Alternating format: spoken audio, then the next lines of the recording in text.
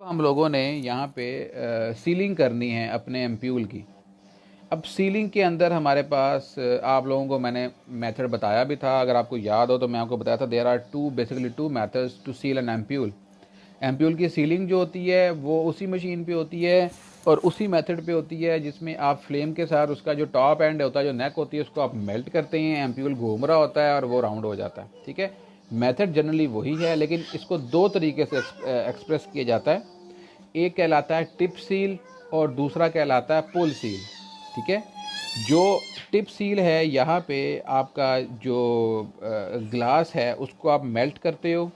ठीक है, टॉप के ऊपर जो आपने एम्प्यूल देखा होगा, एम्प्यूल की शेप जो है मैंने आपको अक्सर जो है वो बताई है ड्रॉ करके कि एम्प्यूल टॉप से जो उसकी नेक होती है वो यूं करके होता है, यूं करके फनल की तरह होता है। जब ये आपको नया मिलता है नीचे से तो सेम जैसे आपके तक आता है वैसे ही होता है, लेकिन ऊपर से आपको तो छोटी सी नेक मिलती है जो राउंड होती है। असल में वो उससे डबल लेंथ होती है और वो ऊपर से कन्वेक्स होता है, just like an you may से अ फनल। तो उसको हीट किया जाता है और हीट करके उस फनल को बेंड करके ऊपर बीड बना दिया जाता है। इतना उसको मेल्ट किया जाता है कि गोल बीड बन जाता है। हाई टेम्परेचर गैस जो है वो इस केस में रिक्वायर है। नेक को इवनली हीट करने के लिए इसको गोल घुमाया जाता है एम्प्यूल को। Excessive heat gases to expand in the ampoule and trap the bead to form a bubble. जब आप एक्सेसिव हीट देते हैं तो एम्प्यूल के अंदर जो गैसेस होती हैं वो एक्सपैंड करती हैं और बीड के अंदर ट्रैप हो जाती हैं और एक बबल बन जाता है। ठीक है, तो incomplete ceiling is called liquor. अगर सीलिंग इनकम्प्लीट होगी तो वो लीकर जो है उसको कहलाएगी वो। ठीक है, तो ये आपकी टिप सील होती है। टिप सील के अंदर टिप के ऊपर, अच्छा ये वो इस एम्प्यूल के अंदर आम तौर पे जो नेक का साइज होता है वो कंपैरेटिवली छोटा होता है, बिफोर सीलिंग भी छोटा होता है। ठीक है, तो ये मेथड इतना कॉमनली यूज़ नहीं होता टिप सील का, जिसमें आप टिप को जो है वो हीट करते हो, टिप जो है वो मेल्ट होती है, फिर नीचे भी थोड़ा सा हीट करते हो तो गैसेस निकलती हैं, वो गैसेस जो है वो जब एक्सपैंड करती हैं तो वो बबल बन जाता है। ये मेथड जो है ये इतना कन्वीनियंट भी नहीं है और ये डिफ़िकल्ट भी है। जो ज़्यादा कॉमनली यूज मेथड है, जो कि हम लोगों ने देखा भी हुआ है, वो पुल सील मेथड है।